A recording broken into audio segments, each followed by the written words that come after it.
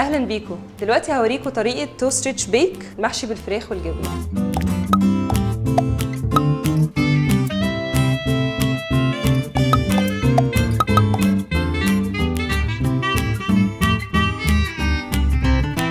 هنبتدي الاول اعمل الحشو الفراخ وبعدين هبتدي اعمل التوست. هنحط الاول حبه زبده لما تسيح. هنحط البصله. الوصفه دي بقى ممكن ان احنا نعملها في رمضان غير القطايف اللي هي المحشيه او السمبوسك. البصل كده اصفر شويه. هحط دلوقتي الفراخ وهسويه. هحط عليه الملح والفلفل.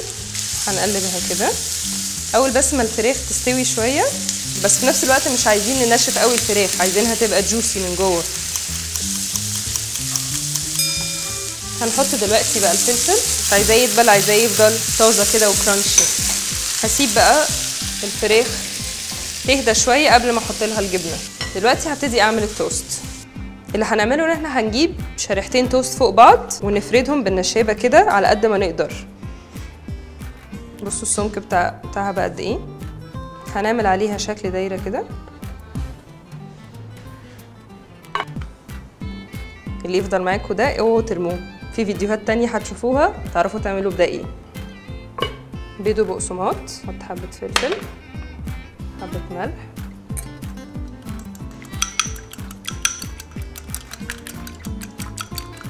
وهحطه في حاجة بس مسطحة كده.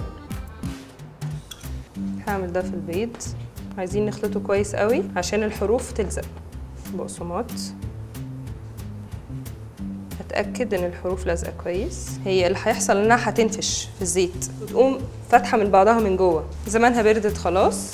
لو حطيت الجبنه وهي سخنه هتسيح قوي، تبقى عامله زي الكريمه. انا مش عايزه كده، انا عايزه بس الجبنه يبقى ليها طعمها لوحده. نحاول نقلب. بصوا ابتدت تنفش من النص ازاي.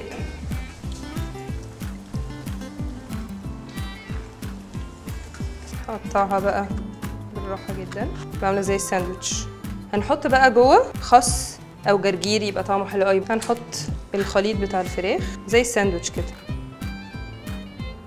جديده جدا، سهله جدا، بتوست ريتش بيك. جربوها هتعجبكم جدا. ومون ابيتي.